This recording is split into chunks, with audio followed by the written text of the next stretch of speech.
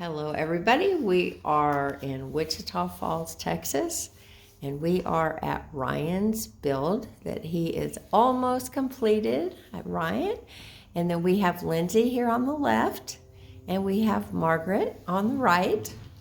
And Ryan has come through the Cobb Hill Natural Building School, I believe, twice now. Yeah, 2 classes. And he took it upon himself to start this build. Lindsay has not yet been through a workshop, but she has had the pleasure of joining Ryan, putting in a lot of hours on this build and got to experience it. Yeah. So we definitely want to hear her feedback on her experience with natural building.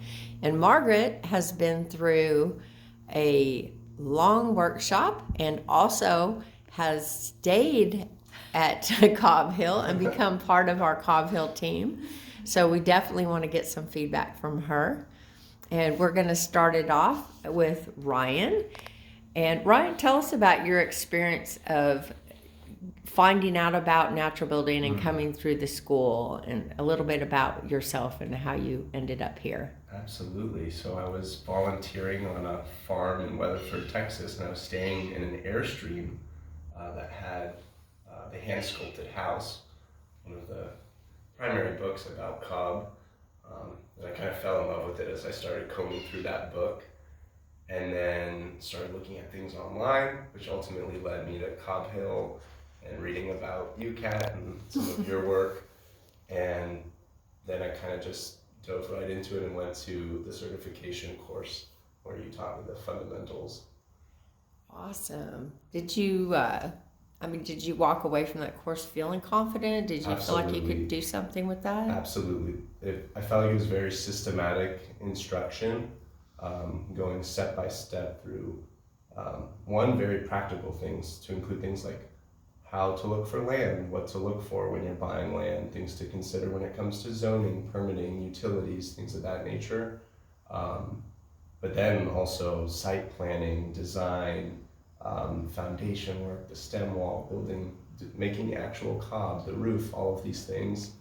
So I left with enough tools in the tool bag. Obviously, by no means, it was only a week or 2 of practical experience at that point. But I felt very comfortable knowing that I could always reach out to UCAT if I ever got stuck somewhere or something in the book didn't make sense, or maybe my notes from the workshop were just a little scattered. So knowing that I could always go back to you and go back to Cobb Hill with the lifelong learning. And that's actually kind of what my process was. I didn't want to actually learn too much at once. So I feel like I was learning the knowledge that was relevant to the stage of the build that I was at. Because during the first course, I spent a lot of time understanding drainage and stonework and foundation work, which took a long time, doing most of it by hand and without too much help. And then by the time a year later that it became relevant, coming back for the earth and floor course, just a month before I was actually ready to put it in, Right. It helped me out a lot. Right, which is what we're sitting on here right now. I think that one of the really cool things about the natural building too was, I think in the beginning, you had planned on this being a solid cob. Correct.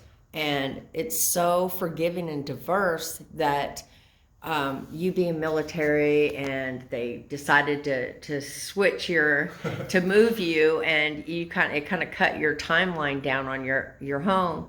We were able to just switch from doing solid cob to palatable cob. Yep. Just switch building styles, and then it was so much faster. Walls flew up. Yeah, And yeah. It saved some of the hand mixing, Exactly. or the foot mixing, which was fun, and I'm really glad that I stuck to doing everything manually, because it brought a lot of people together. It was like great exercise. It was fun to really feel it. But then that time-saving technique that you brought in, and the insulative value and everything, it actually made the build happen. If I were to do it how I initially thought I would, it would have taken forever. Right. So it was a huge time saver and added some beautiful warmth to the building as well with the straw and the palatable cob. Exactly. It's nice to know that there's different options of styles of natural building. Yep. It's not just all cob, but it really is. So, Lindsay, what did you think he lost his mind when he said he was building a mud house in his backyard? I thought it was really cool. Yeah, it's very different, Uh-huh. and no, I didn't think he lost his mind. But like, I'm more A drawn little to. bit. I mean, when you said that you were building something, I was expecting something teeny, and this is. I mean, it's not like a full house or anything, but it's. How many it's a square feet is substantial. this? Hard to say, probably about 180-ish. Okay. But because it's round, it just feels bigger than it actually is. Yeah. Yeah. Yeah. I mean, it does feel huge. Is it? But it's about 16 feet across. You Something think? like that. I mean, it was hard to say because when I was digging the trench, I designed the trench to be less than 200 square feet, the interior square footage, so that it'd be considered a shed. Yeah. Because there's no utilities that go to this. Yeah, because you were dealing with permits and code being in the city limits. Correct. Yeah. Correct. But then, as I was working with the rock and creating the stem wall, the rock kind of dictated Where the wall's shape. gonna go. Yeah. So like, as you can see with the bench there, these rocks were just naturally wider. So I figured, okay, cool, this would be a good spot. I'm going to widen the trench there, Right. and then just take advantage of that to be a bench. So I don't know what the actual square footage is because the rocks kind of did their thing. Right. That is really nice. So, what do you think about doing the cob, Lindsay? Did you get to get your hands muddy? Yeah, the first time I came and helped is y'all were officially mixing cob and Mhm. putting it up on the walls in here. So I missed like all of the foundation, the site planning, all that. So I'm definitely lacking in that sort of knowledge. But like I came when we were mixing the cob together with our feet, putting lots of happy feet in there. Oh. And yeah, that's the point that I came in and started helping. So you think you want to do it again? Oh yeah. Are you a cob addict now? We're getting there. Well, we hope we get to see you out at Cobb Hill. I'm looking forward to it. That's fun. So, Margaret, can you explain to us how you came through a 10-day workshop, almost 2 years ago? I came through a 10-day workshop in September 21. Okay. I had looked at Cobb for a couple of years. I'd looked at it because I thought it'd be fantastic for a yoga retreat centre for people to do yoga on an earthen floor would be amazing. So I was online with my friend and we found, hey, here's thinking we have to go to California or Oregon or somewhere. Here's one in Texas. So we signed up, and little did I know I would still be there. Still there. I'm heavily involved in everything. So it obviously is very addictive. Mhm.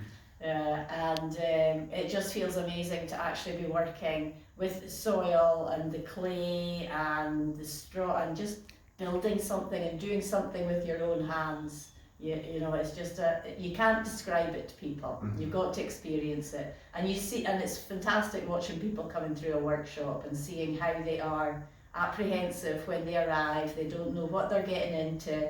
They're in the woods in East Texas where nothing good happens. You're waiting for or that's the banjos to start perception. playing. Yeah, you're starting to coming up that hill thinking the banjos are coming anytime soon. And then you get up there and you kind of sit and you think, there's something special about this place. And you settle into it and you think, no, this is going to be cool. And yeah, and everybody ends up, they bond, they come together, it ends up being a very cohesive team. They work great together to build something. They have a lot of fun doing it. And the workshops are just great. So part of the program is kind of a PTSD therapy for disabled vets and anybody really that has PTSD or therapy. Can you touch base on a little of why you think that the earth is helping with the depression, the PTSD Yeah. and stress so much? So there's many elements to that because naturally working together as a team makes you feel you're connected to others, so you're going to feel good, but then Mother Nature's doing her part as well. So you're out in the woods, you're in the fresh air, your feet are in the ground, your hands are touching the ground, And lots of people have heard of grounding these days, but there has actually been scientific research that they've done which shows us that there's actually bacteria in the soil, and the bacteria helps to, it's called Mycobacterium vaccae, and that actually helps to increase serotonins and change the way your brain's working, so it releases positiveness into your being. And you can see it with everybody when they come out there. I mean, so it's almost like a natural antidepressant. Absolutely is a natural Wow. antidepressant. And just think, when you were kids, there was nothing more fun than playing in the mud. Yeah. And we've forgotten, as adults these days, we've forgotten what it's like to be a kid and just to let ourselves go and Yes. have fun. And actually getting your hands in that soil helps you to do that. Yeah, yeah, and I think it's so cool that on top of that, you're coming because you think, oh well, I need a break, or I want to learn how to do this. But really, it's the most empowering thing in the world, because you actually have just been given the knowledge and the tools to break free from the chains of working for the rest of your life paying Yes. for a house. Yes. Yeah. Like And- no mortgages. Yes. Absolutely. And you've seen, we've had people that have come through the workshops, women that have come through the workshops, and they've used tools that they've never imagined themselves ever using, and they'll be in tears because they just feel overwhelmed that they never thought they had that ability in them to do that, and they're doing it. Yeah, it's And It's amazing. an amazing thing to see that happening with people. Yeah, that really is. Well, I really appreciate you guys sharing your experiences with Cobb Hill, and even with your own natural building, because that's, to me, that's what it's really about, is sharing the empowerment and Yeah. sharing the tools, and giving everybody the ability to be self-sustainable, you know, and not just to be able to live and not work to live. Yeah. You know, it's a huge difference. It's really freeing. There's one thing I would add. So I do work a full-time job, and a lot of people are wondering where the time comes from. And one, it's a lot of people helping, which people like Lindsay and other friends and family. It's just amazing how many people want to get involved because it's fun and Yeah. it's deeply intuitive. Yeah. And I wouldn't. Was Where it? the people, when they came and they started doing it with you, did they leave with a different perspective on Absolutely. it than when they arrived? Absolutely. At first, describing it to people in conversation, it was hard, like you mentioned earlier, hard to articulate. Yeah. But then some people might not come, and that's totally fine. But when they come, the people that came always came back. Right. And that sells itself. yeah, Yeah. and for me, it was something that especially before the wintertime when there was more sunlight after work, just come back and be like, oh, I want to set 3 or 4 stones today, and just kind of little by little, and it could go at whatever pace it needed to go at. Right. And that was the beauty of not necessarily needing to have a deadline for it. But in my case, when you were talking about the healing aspects of the process, without going into too much detail, I have an on-call job. And Very stressful job. yeah, and I'm exposed to some interesting and rather difficult things. I would say without exaggeration that this build kept me alive, and worked through a lot of stuff when I was digging the trench out and moving the stone, and learned a lot about myself and some of these natural principles that I feel like I owe a lot to the people and the cultures who have preserved this indigenous building technique, and to people, honestly, I know you don't like the praise cap, but to people like you, because if it was just book knowledge, I wouldn't have been able to do this. I would have been too probably apprehensive to take the first step. That was my position on it when I Yeah. first started. I felt like I'm a hands-on kind of person. Absolutely. So with that thought in mind, tell me what advice you would give somebody that's thinking about doing this, but they're apprehensive because they don't have a lot of friends. They don't have they don't For think sure. they're going to have a lot of help. So yeah, I moved to this town not knowing anyone, and it was a lot of going outside of my comfort zone, and even things like all the windows and most of the materials, if it wasn't dug out of the backyard or through secondhand things or Facebook Marketplace, there was a lot of reaching out to people. Right.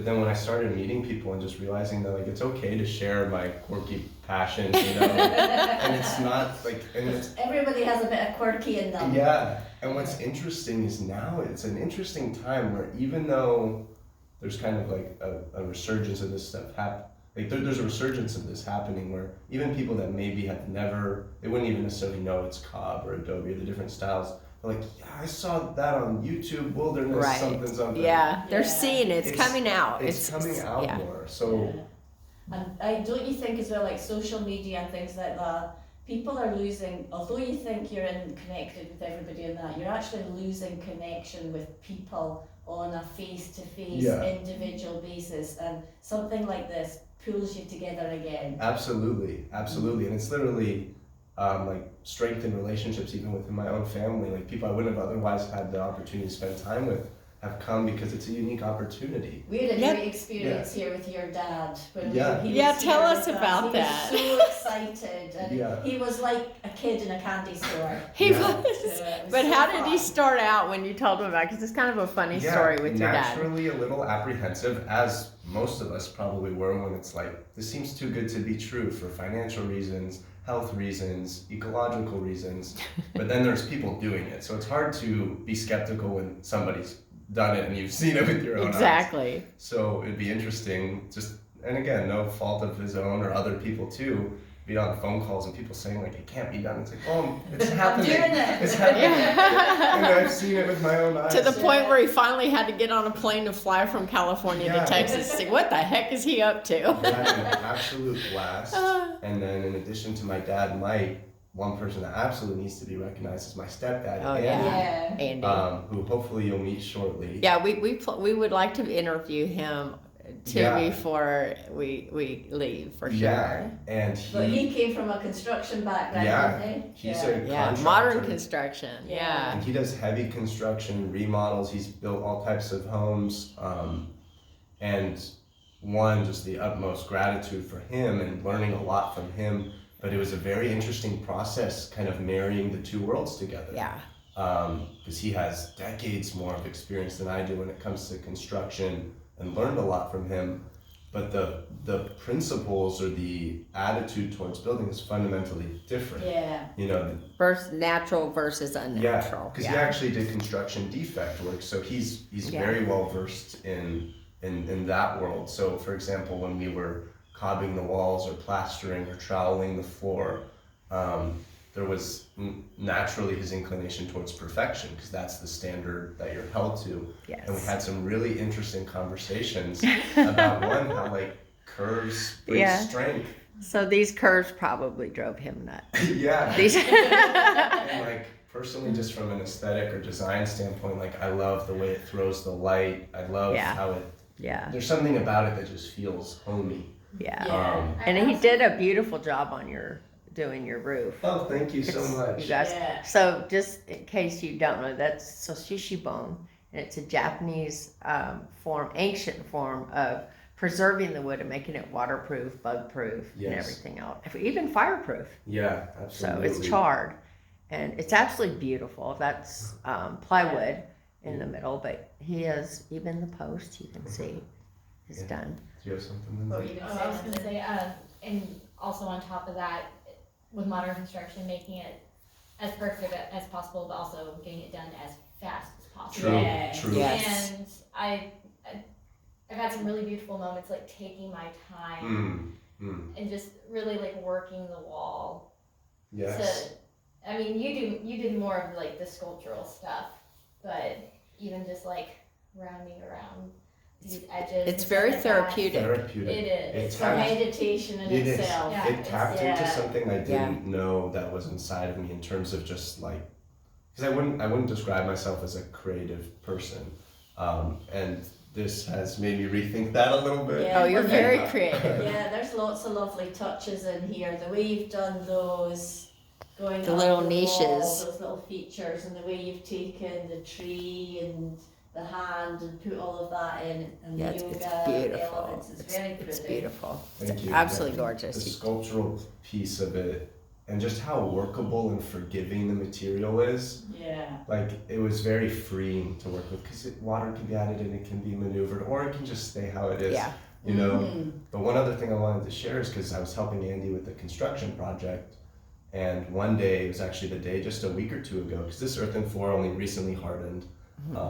When Lindsay, Andy, and I finished troweling the floor, and that same day we went to a modern construction remodel, and we went from doing the floor to a few hours later using an airless sprayer to spray oil-based primer, which if you're not familiar with it is highly toxic and got to be masked up, Vaseline on your face, and just kind of playing in between the two different extremes was very interesting. And you can kind of imagine what the experience might have been like. This, I just wanted to touch it and play in it and sculpt with it. That stuff, it's you want to get in and out as fast as possible. Yeah. And probably left some respiratory effect. Yeah. Like, you leave it with a really bad headache. And Yeah. it looks nice from a modern construction perspective, but So toxic. deeply toxic for our bodies, for the environment. And the thing is, and it's impacting you today, but it's still working in your body and it's impacting you 10, 20 years Exactly. from now. Whereas, This is never gonna cause you ill. yeah, And what's it's crazy, gonna It's heal. gonna heal. It's Yeah. gonna heal. and this doesn't even have the oil coats on it yet. Yeah, So this is the rough. when this is Yeah. done, this is going to be like shining, kind of like a stained concrete, but it feels way better. Yeah. Yeah, it'll be Like- shiny and it's just like it's so hardy. I've literally felt the clay, and you were talking about this from the bacteria perspective in terms of breathing in the soil as we're working with it, but also seeping into your skin. Mm-hmm. Yeah. And like all of the, like we would just end up doing like, you just do a mud mask, or if the, Yeah. if the Help it. You Yeah. can't help it. if the sun's out, puts them on the back of the neck. If you get a little cut, it's just like deeply healing. Yeah. Whereas the other stuff, it's like, stay away. Yeah, Get this exactly. off my skin. And then the other thing is with the maintenance of it too. Like Andy's taught me a lot about maintaining a modern home, but tremendous amount of time, money, skill.